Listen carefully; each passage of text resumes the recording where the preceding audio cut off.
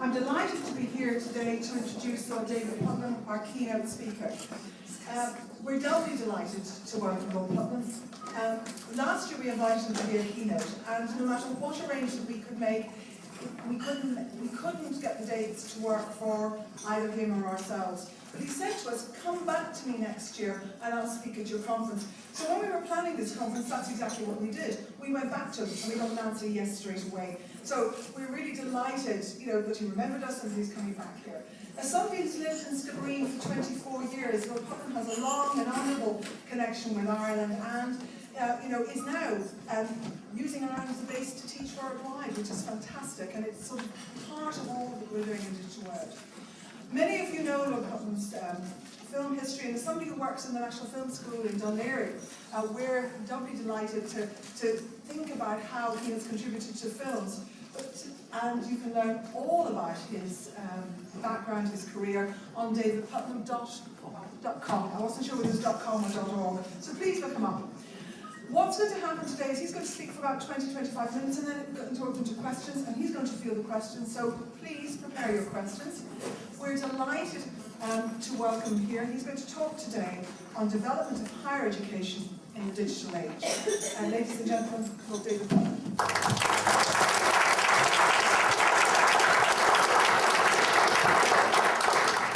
Thank you very much indeed. My dream is to legitimize myself to a point where I am .org, but I'm not sure it's going to happen. It won't be in this lifetime, I'm afraid.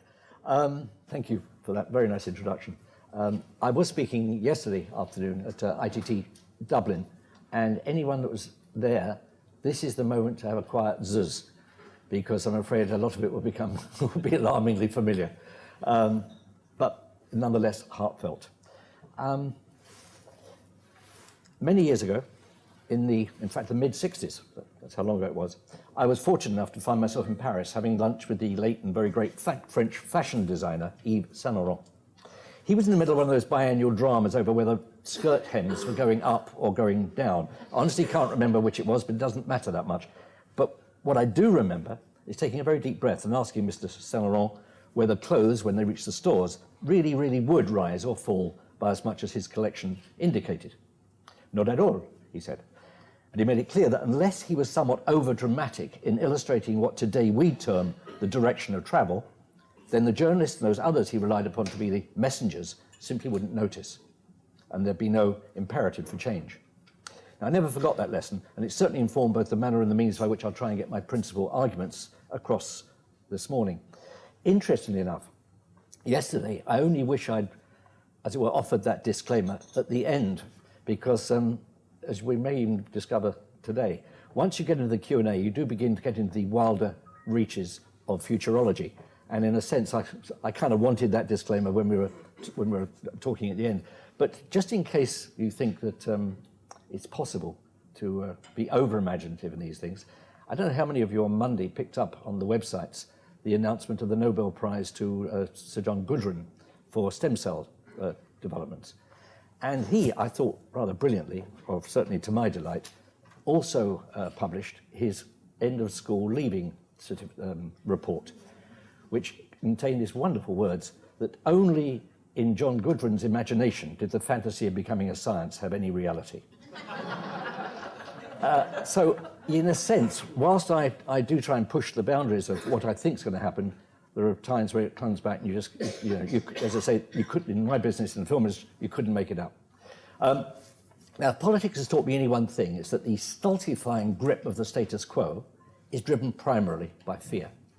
And that you have to punch very, very hard to achieve the type of traction you need to ever affect real and lasting change. And that's troubling, because I believe the world is, as it were, shifting on its axis, and that this is happening significantly faster than most people seem prepared to acknowledge. And this is as true of education as it is of any other walk of life. But here in Ireland, as in other countries, we seem to find it particularly difficult to address the issue of educational reform for what I believe to be both understandable and tragic reasons, and roughly in equal measure. Our understandable reluctance stems from a built-in respect, even an affection for the learning profession, and our concern that unintentional mistakes could all too easily damage the life chances of an entire cohort, or several cohorts, of young people. But it's also tragic, because by my reading, should we fail to radically change our approach to education, the same cohort we're attempting to protect could find that their collective futures have been scuttled by our timidity. And hence my belief that we may well have reached one of those great transitional moments in a nation's history. In searching for a useful metaphor to justify these concerns, certainly as they relate to education, I came across what, as a former filmmaker, I felt to be sufficiently visceral example to hopefully grab your attention. Living here in Ireland, as you've just heard, for the past 24 years, I've come to realise that if there's one thing this nation loves as much as great writers and great teachers, it is beautiful horses. Now, the horse obviously occupies a very special place in both the mythology and the practical functioning of the pre-20th century world. Dogs may be a man's best friend, but horses have to be our most loved and valued sidekick. Yet both they and their role in our lives have also evolved. And here's just a very short quote from an exhibition that's just finished running at the British Museum in London that was entitled simply The Horse. This is from the catalogue. Horses were first domesticated 5,000 years ago, and since then have played a crucial role in the development of civilization. Horses were essential to ambitious rulers. Those who could combine the best technology with the swiftest and most powerful horses and the greatest skill in handling and controlling them always held the advantage in battle. So let's agree, mankind owes a very great deal to the horse, and they're also very smart, as W.C. Fields reminded us. Horse sense is the thing that a horse has which keeps it from betting on people.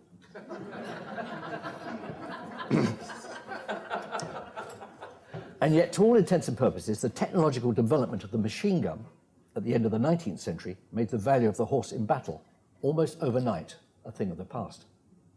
This didn't mean that we ceased to value horses. In fact, it could be argued that our affection for them was rather better demonstrated by ceasing to slaughter them on the battlefield.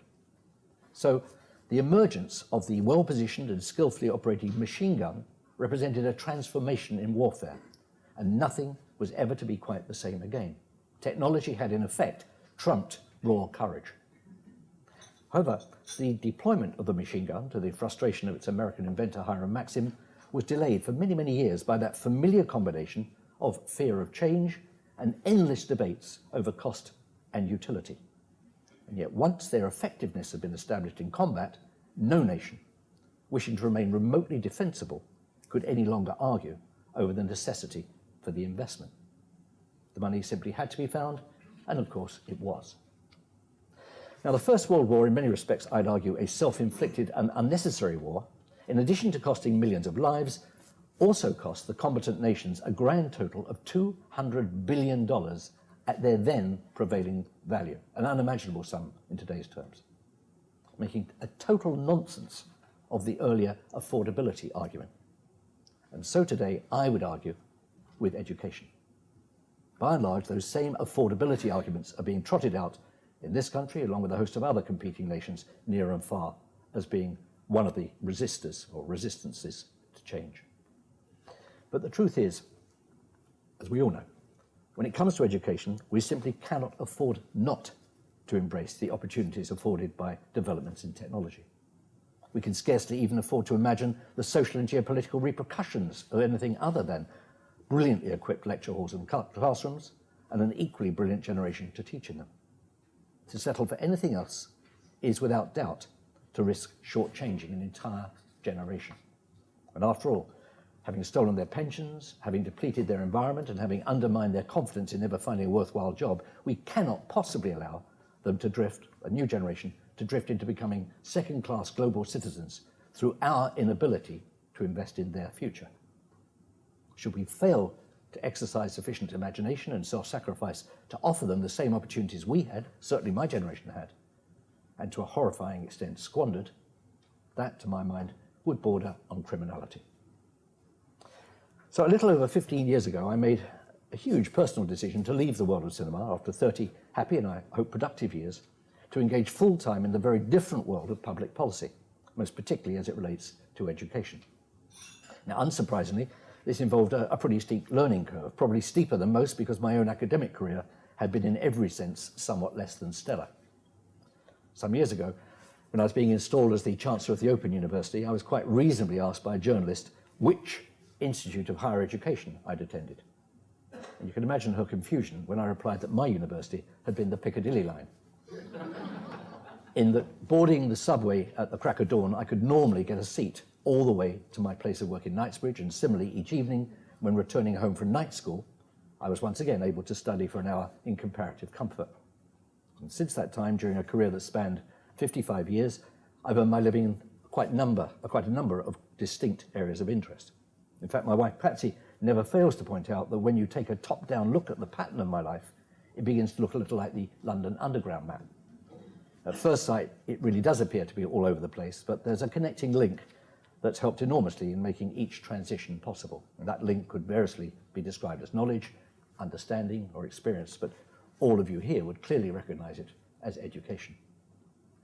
What's certain is that everything, and I really do mean everything I've learned through my work in cinema, for UNICEF, and in various spheres of government, has only reinforced my view that H.G. Wells was right when he suggested that the future really is a race between education and catastrophe. Personally, not finding the idea of catastrophe particularly attractive, I decided some while ago to throw in my lot with education. I spent 6 especially happy years working at the Department of Education in England, with a special remit for teachers, teacher recruitment, teacher retention, teacher morale. And I think we achieved a great deal, but in truth, looking back, nothing like enough. The late 90s were the, if you like, the tail end of the analog era. And I think we greatly underestimated both the scale and the nature of the challenge that confronted us. To a certain extent, I didn't help, because I rather went native. I quickly came to revere teachers and to better understand the almost insane expectations that society places on them, and never more so than now. This is a generation of educators who are being called upon to perform something very close to a miracle, because never before in human history have we sought to develop the intelligence, the competence, and the agile survival skills that will allow a new generation to emerge fully equipped into a world of competition and complexity, the like of which we can at present only really dimly imagine. So as I see it, if we're to have any chance of successfully addressing this challenge, we ourselves have to become significantly more imaginative and indeed persuasive in our entire approach to what we think of as education. Earlier this year, I came across a newspaper article about the financial woes of the California State University system. One of its trustees, Lieutenant Governor Gavin Newsom, was reported as saying, "This is code red. We are no longer cutting into muscle or tissue. We are now cutting into artery." It's a compelling phrase, and it's one I'd suggest we could all adopt when discussing the state of education in the Western democracies. Because whilst politicians bicker about which aspects of the budget to cut and how and by how much, as nations, we in the West are slicing into our own arteries. Those very arteries that could and indeed should be supplying the flow of bright, engaged, alert young people with the ability to take on and hopefully overcome the quite woeful political, social, economic, and environmental legacy that we're leaving to them. Now, what's required is not only a well thought through and continuing policy of investment, but also a vision that's sufficiently coherent to ensure that policies right across government are robust enough to keep pace with digital developments in other technologically advanced nations. I don't think I'm being wholly unfair in suggesting that there's been something of an institutionalized reluctance, or is it a resistance, among politicians as well as some teachers and educationalists, to fully embrace and optimize the potential of digital innovation. And as a consequence, there's been an increasing disparity that's been allowed to open up between life in the lecture hall and the classroom and the daily experience of technology, particularly among young people, when they get out of the college and school gates. In the New York Times a few weeks ago, there was a quote from Andreas Schleicher, who oversees the Program for International Student Assessment, PISA, at the OECD. What he actually said was this. He said, "Knowledge and skills have become the global currency of 21st century economies. But there's no central bank that actually prints that currency." And I'd argue that it is our educational establishments which find themselves playing an absolutely central role in making that currency generally available. Young people in particular may be very smart about using technology, a good deal smarter than some of us, I suspect. Teachers, as the custodians of knowledge, have a crucial role to play in helping steer students towards the type of information that's most likely to help them develop as well-informed citizens, equipped to play the fullest possible part in a digital society.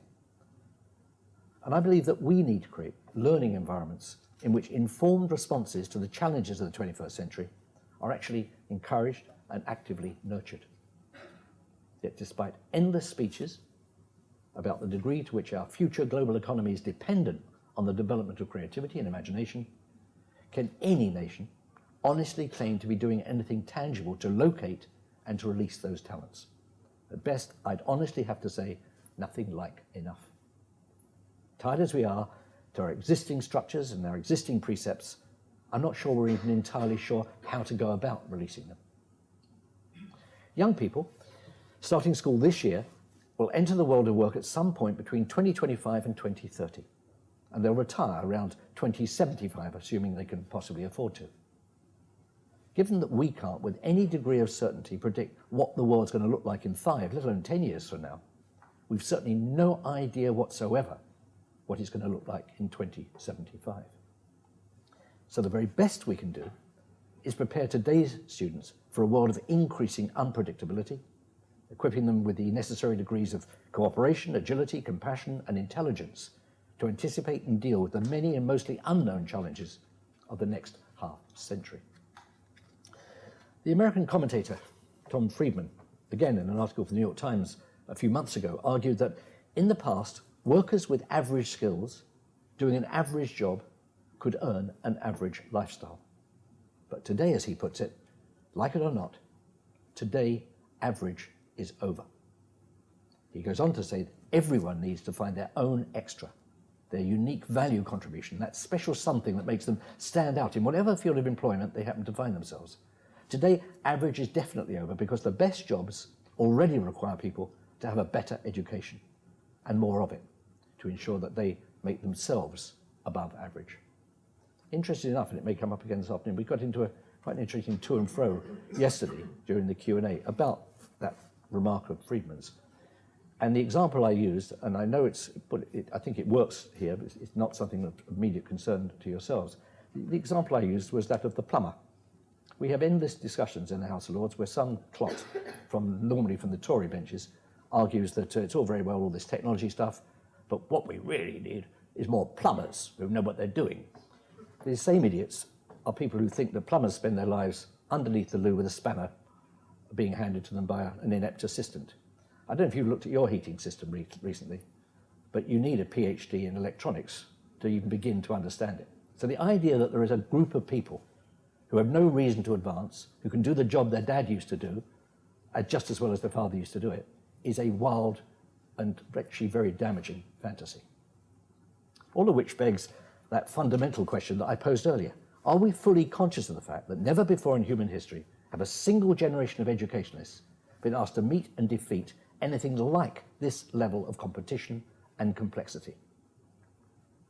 Happily, we are not without support. As I suggested earlier, it is digital technology in its various forms that's likely to be the driving force behind many or even most of the changes that we in Ireland will be wrestling with in the months, the years, and indeed the decades ahead. For as we're now only too aware, the advent of high-speed broadband in educational institutions, from primary schools to universities and colleges of further education, opens the door to a faster, richer, more interactive and more informative internet experiences than have ever been possible with what we've rather complacently come to think of as conventional broadband capacities. Because the truth is that the streaming of videos, plays, movies and animation can now be quite seamlessly incorporated into just about every aspect of day-to-day teaching and learning, including distance learning. So surely the immediate task is to explore and harness all of these opportunities in addressing the many, many challenges that a society such as ours already faces. It's with these enormous challenges in mind that I'll draw to a close by restating, if I may, what I see as the crucial lessons we ought to be absorbing in our efforts to create a more successful society in an ever more difficult world. And when I use the word successful, I'm not simply or even primarily alluding to economic success. I'm talking about a successful society that is able to feel comfortable with itself. As Winston Churchill predicted almost 70 years ago, the empires of the future will be the empires of the mind. And I'd suggest that we ignore that caution at our peril. So firstly, like it or not, getting education right is far more than simply one among a number of important priorities. It is, insofar as the future of this or any other country is concerned, far, far closer to being the whole ball of wax. Secondly, and this can never be repeated often enough, no education system can be better than the quality of the teachers it employs, and here's the rather tough bit, the ever-improving standards it's prepared to demand of them and reward them for. Thirdly, and crucially, teacher training at every level of the education system has to be viewed as an entirely non-negotiable and continuing process, most especially in this incredibly fast-moving digital age. The very idea that a teacher, any teacher, can leave a training institution in their early 20s and still be a fully effective educational presence in the classroom 10 years later without refreshing their skills is frankly risible. And we do nobody any favours by pretending that this can continue to be accepted practice. The commitment of politicians and educational leaders to the best possible quality of teacher training, along with regular, preferably annual paid time out for professional development, must be absolute.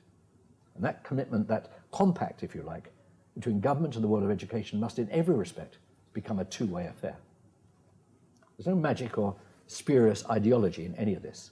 As I suggested earlier, getting our education system right is quite literally the whole ball of wax, and here's why.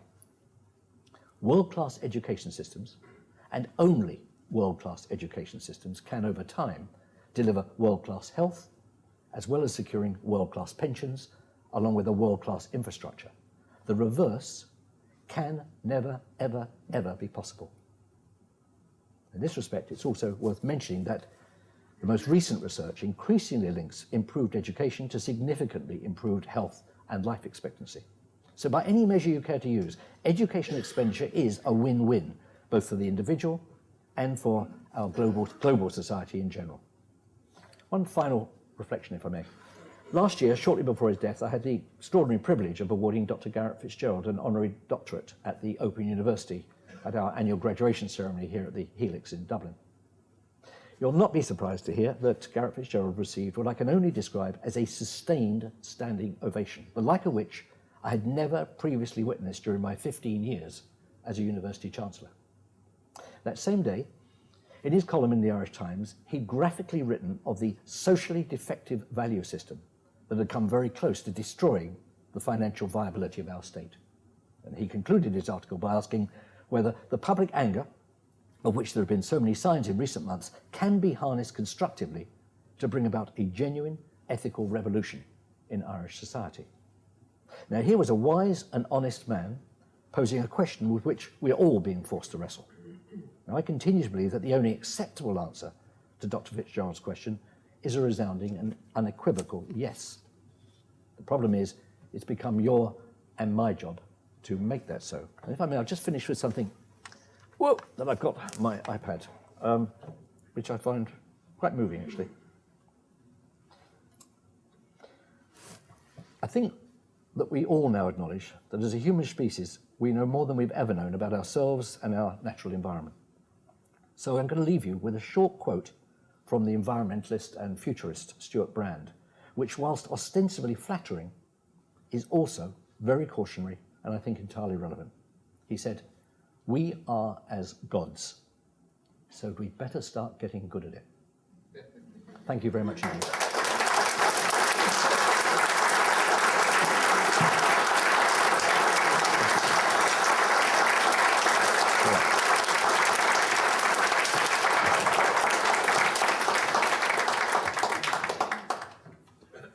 Thank you. Okay, bearing in mind that caveat about Yves Saint Laurent and hems going up and down, I'll happy to try and justify my assertions. Anyone want to tackle me?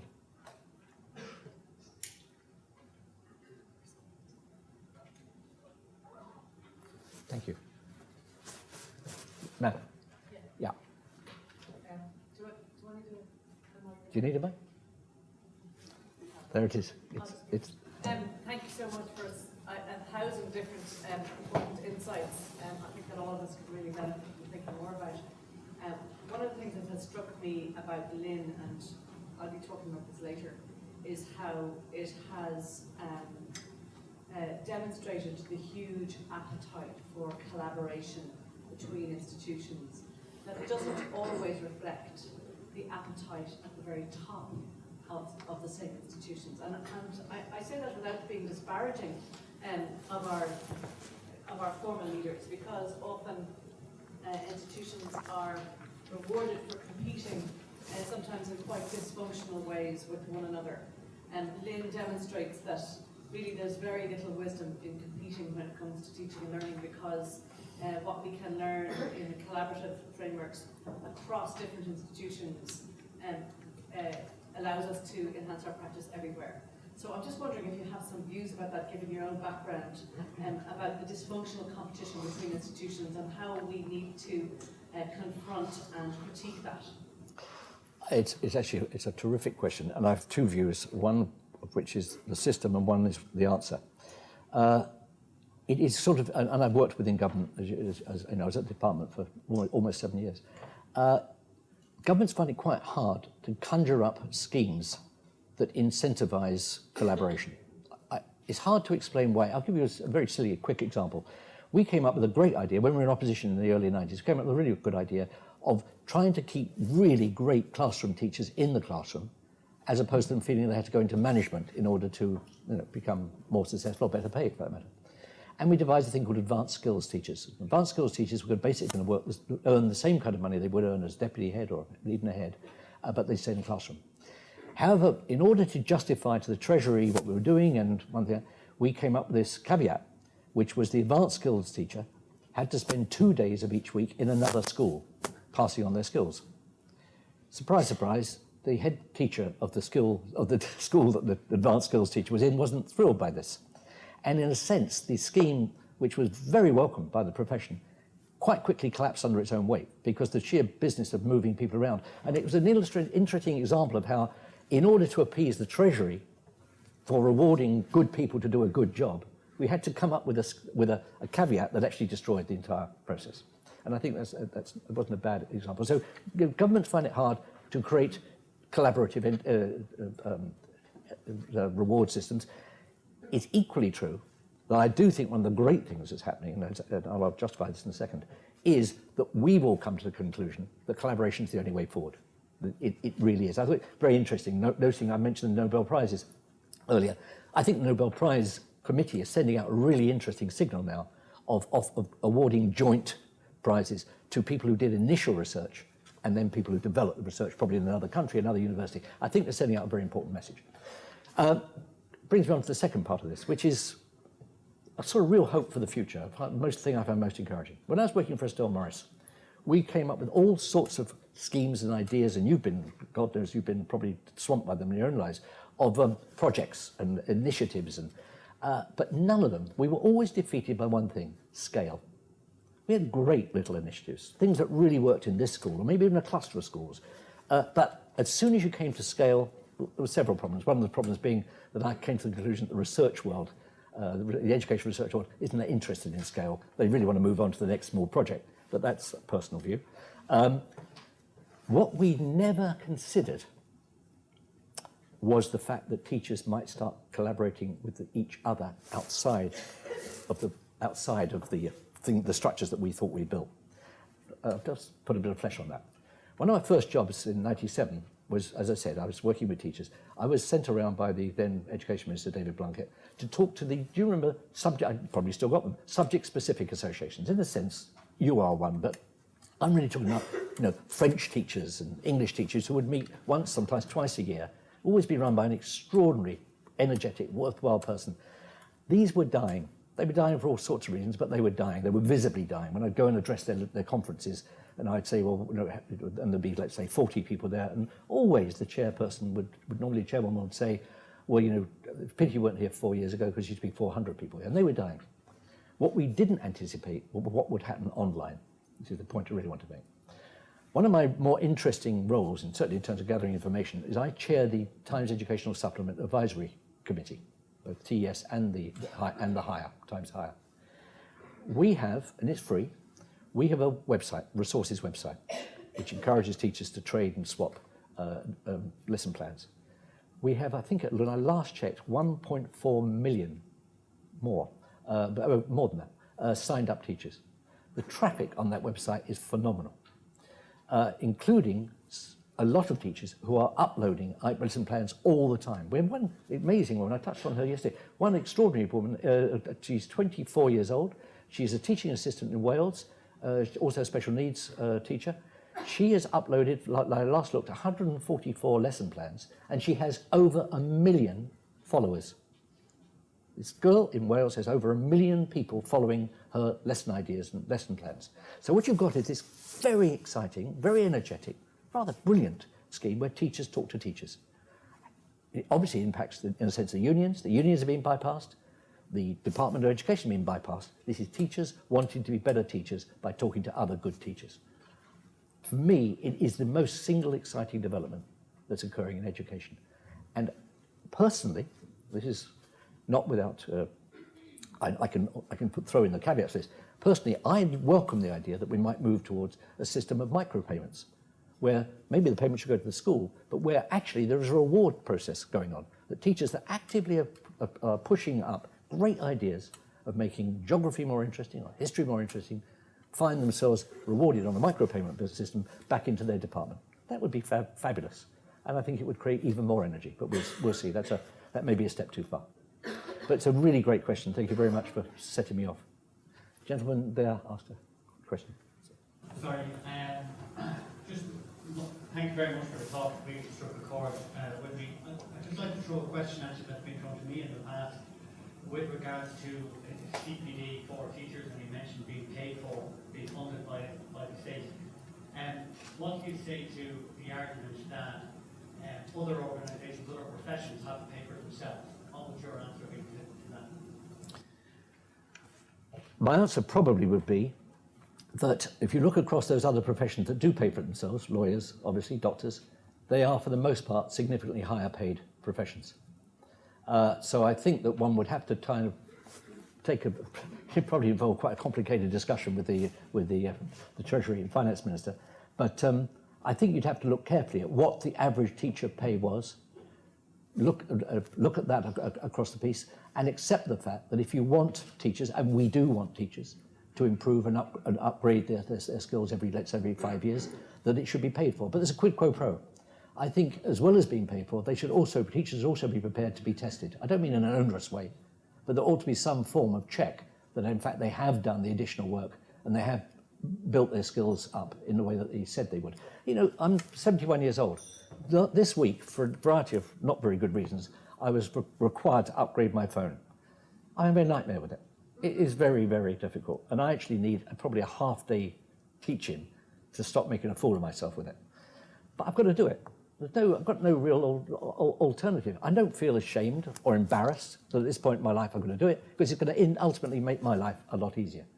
I've just, as was mentioned in the introduction, I built in the last 18 months, with a lot of help from Cisco and BT, an interactive, Cisco Telepresence, an interactive lecturing unit in what was my garage at home. To say I found it challenging would be to put it very very mildly. But I've got there. I've actually learned to do, to my amazement, 3 things at once while I'm actually talking. It's great. I love it. So I have no problem, I'm afraid, with the idea that even at my age, it is necessary to polish and improve your skills. It's good for this, to be honest. Keeps me young, despite my very advanced years, and it keeps me excited. And whilst the last 18 months of building this bloody thing was exasperating, the last 3 months of using it has been exhilarating. So that's what I feel. I do think it's the core question is the teachers' salaries, I think, are sufficiently low that they justify paid training, and I'm certainly not sure that's true of lawyers.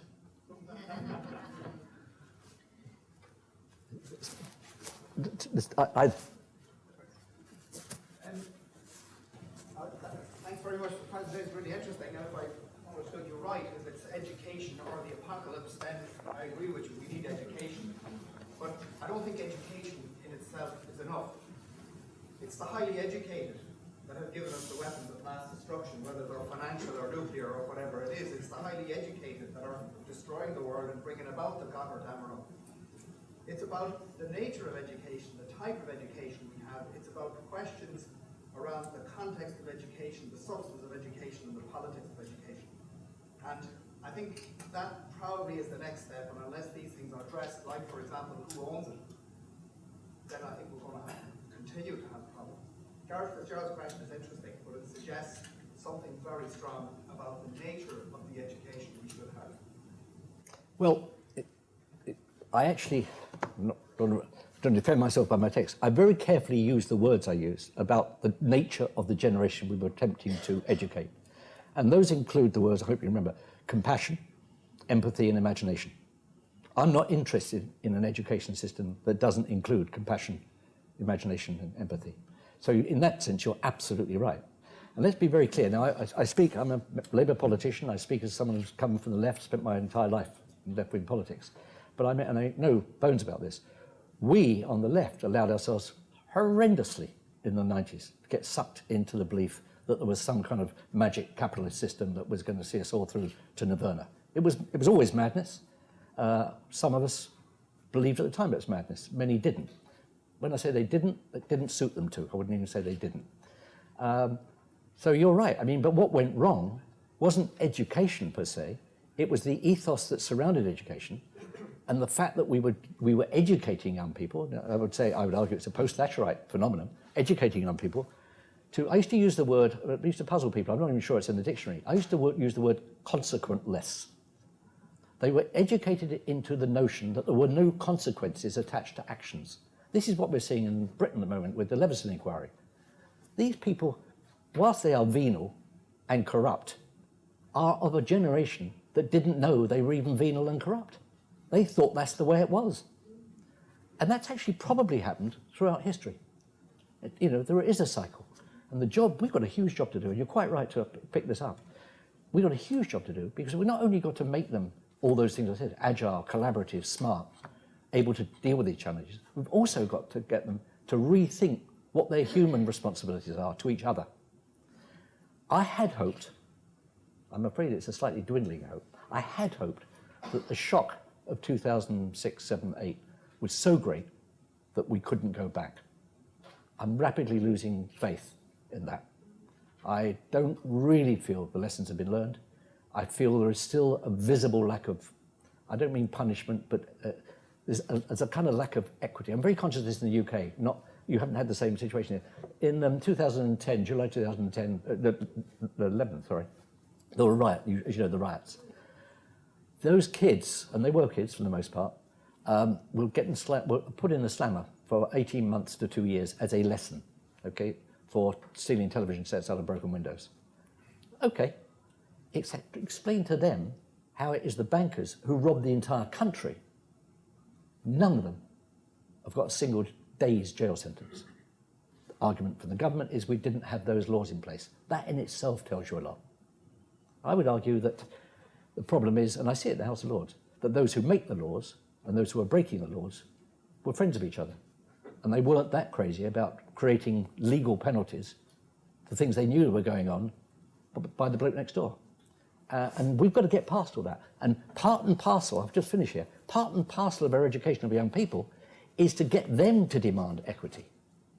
It has to come from them. It can't come from us, top down. It has to come from them saying, enough. We are not interested in being members of society, which actually isn't really a society. It's a fake society, where a series of privileged people are getting away with murder whilst we're, as I say, getting banged up for doing stupid things. So it's you touched on a huge issue. I'll come back and do a week on this in a few years' time.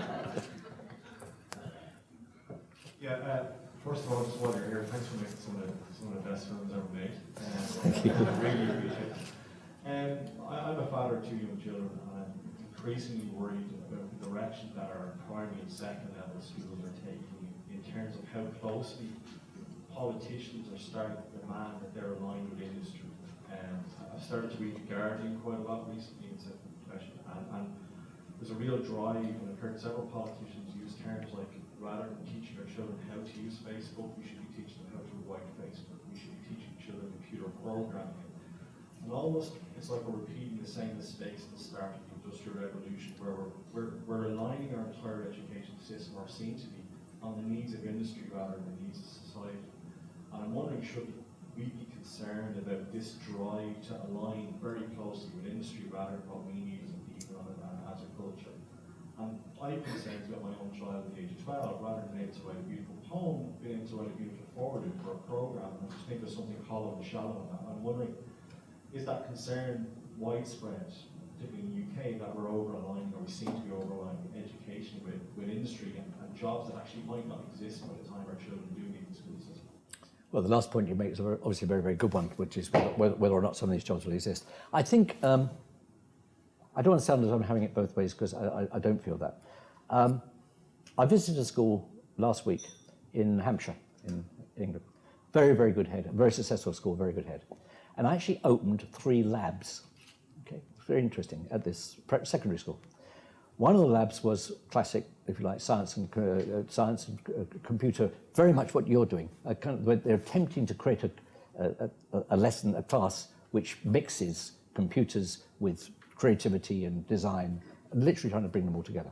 And I'd also say that coding is an essential component of, for many, many people, of getting a really good living, because unless you really understand the code that goes to make up the world that all of us are inhabiting, you could argue that you're only, as it were, semi-educated.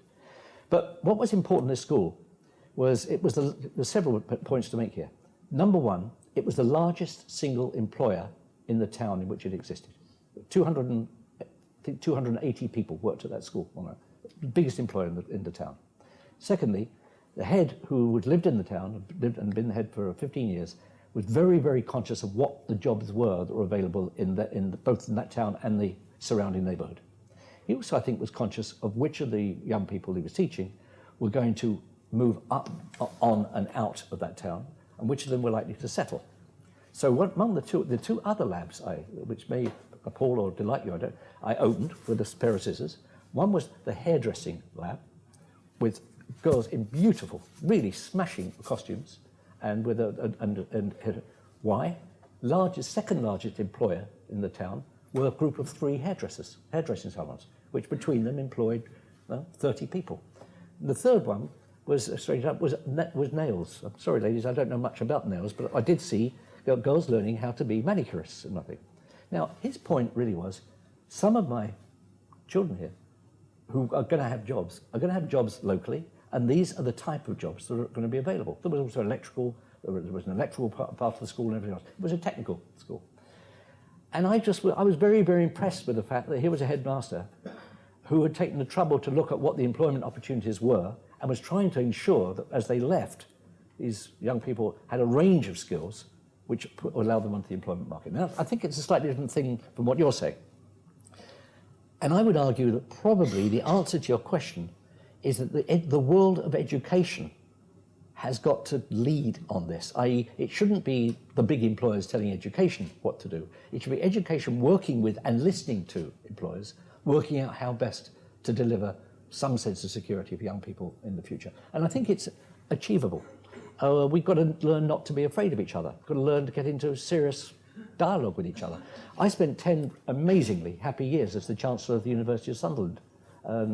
Rose and I talked about this yesterday. She comes from the same region. Sunderland's worth dwelling on for a second. I don't know if any of you know it, but Sunderland pre-war, pre-Second World War, was the largest centre of shipbuilding in the world. In the world. Got more shipbuilding skills than existed anywhere else, and many of them actually went off to Japan after the war and taught the Japanese how to build ships. It's got a very strong culture, very, very high, as I say, very high technical quality. Shipyards collapsed, mining collapsed, Sunderland collapsed. Our job when we were started as a university, and I was the first chancellor in 1992, was to rebuild the community.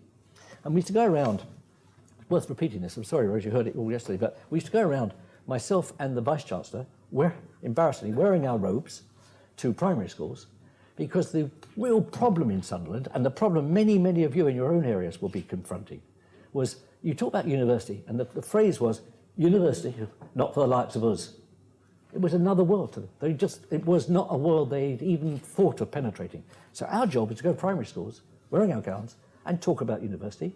And we'd always end up with the same kind of routine, basically saying, to a group of 8-year-olds, see you on the stage in, 15 years' time, whatever we'd come up with an appropriate year. And here's the thing I learned, which was great, and it was a very rewarding experience, actually. When we go in, we'd always ask the same question. How many of you like the idea of coming to Sunderland University? And if we were lucky in a class of 40 kids, 3 hands would go up, if we were lucky. If we did our job properly, the moment we finished and said, well, how many are going to join us on the stage in 2008? Every hand went up. So our job was to get out there and fight for this entitlement and fight for a desire among the young people to build. And I actually think it is, whether one likes it or not, I've been careful what I say here, that is part of our job, guys. We're not selling an automatic product. We're not dealing with a world that is really out there waiting, desperately waiting, to ethically and every other, making sure I said it right, ethically and in every other respect, become educated. It's our job, and we're back to Yves Salomon for a moment, it's our job to get out there and explain to them why they need a great education, what it offers them, what kind of future it offers them, not just them, but the country. It ain't easy, and I think that we sometimes make a mistake and think it is. You know, the most valuable thing I offer by being here and by doing things like this is 90%, 99% of the people that will address the Lynn conference year on year, I'm very happy to be told I'm wrong, will be people who were successful in education, who actually liked education and came through the system and it worked for them. What makes me different? I was a catastrophic failure. I fled school at 16, really. I became a messenger, the lowest form of human life, a messenger for publishers in London. So I'm angry still. I know how difficult it is. I went to night school for 4 years, the worst 4 years of my life. I was married, I had a child. It was tough. So I'm here as a different form of zealot. And I'm here to tell you that out there is not a generation of young people yearning for learning. Good phrase, I might use that. Yearning for learning. So I feel a book coming on. But actually people who need to be convinced and need to be persuaded and need to be inspired and need to be excited and need to think that there's something in there here that they want. And that's part of our job. I'm sure that's why you gathered here. I mean, I'm not teaching my grandmothers to suck eggs here. I'm sure that is why you're here, because ironically, by being here, you're a self-defining audience. You've decided to gather together. You've decided to talk to each other. You've decided to up your interest level and skill base. But there may be, each one of you probably has got a colleague back at the ranch who doesn't feel the way you do, who probably may even say to you from time to time, God, I wish I'd never become a teacher. I wish I'd never gone into education. The problem is they are potentially infecting a generation of young people. You've got to watch out for them and somehow compensate for them.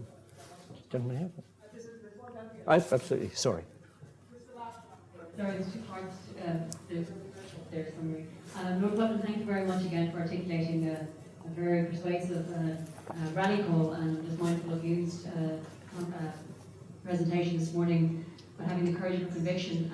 A lot of the members and I suppose the practitioners in the Learning Innovation Network, they have a vested interest. There is an ownership of the network. So the risk of actually dragging out your metaphors, how do we stem this hemorrhage? On the ground, you've actually given us some ideas, and we're just looking at the practical ideas. We're not even looking at actually developing anything new. A lot of the time, it's actually just maintaining ground that we already have, and consolidating what we already have, in the risk of very kind of critical times. And then my other colleague here was just asking about how we can actually look at ourselves as practitioners and how we can stem that hemorrhage, but also what other questions we should be asking with government bodies, so they actually can help us do that as well. I said this yesterday, but I say it again because I feel it very strongly. I happen to have made, I think, a friend of Rory Quinn because I really like him and I really respect him. I think we're very lucky. Of the 4 or 5 education ministers I've dealt with since I've been living in Ireland, I think he's in a league of his own, in just simply in terms of his interest level and determination to do something. I don't think that he's helped as much as he might be by the very nature of the department that he heads. So I see myself, and in a strange way, I hadn't thought of it, I see myself as a kind of gadfly for him. I see I just suddenly remember, St. Paul comes to mind.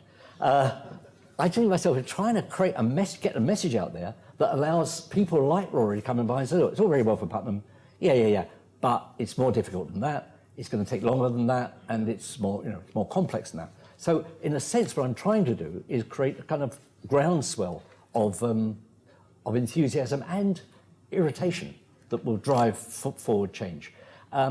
Interesting enough, the night before last, I found myself talking to a very, very nice guy, and I mentioned this again yesterday, who was a farmer, very wealthy farmer, not a farmer who needed to be on a protest march, but he'd been in Dublin that day on a protest. And I said to him, you know, what was that about? He said, actually, it wasn't so much a protest, it was an attempt to ensure that the Dáil understand how much we want to support the agriculture minister in the things that we know he's trying to do. So in a sense, I see you all in that same boat, that Nury's a good guy, he knows what he's trying to achieve, he's dealing with extraordinary obstacles, and in a sense, all of our job is I think, to try and help promote and support that change. But I said right at the beginning, the biggest inhibitor to change is fear. People are fearful. They're fearful of the implications of change. It makes them feel insecure and nervous.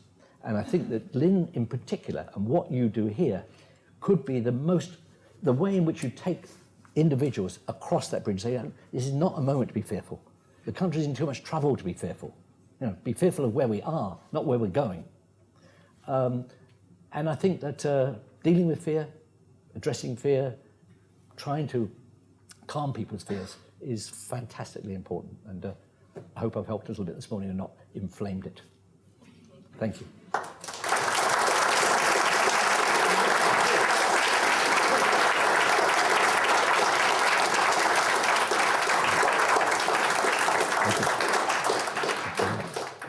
Lord Puttnam, on behalf of Lynn and I think all of us here, would like to thank you for an inspiring talk. There are lots more conversations and questions.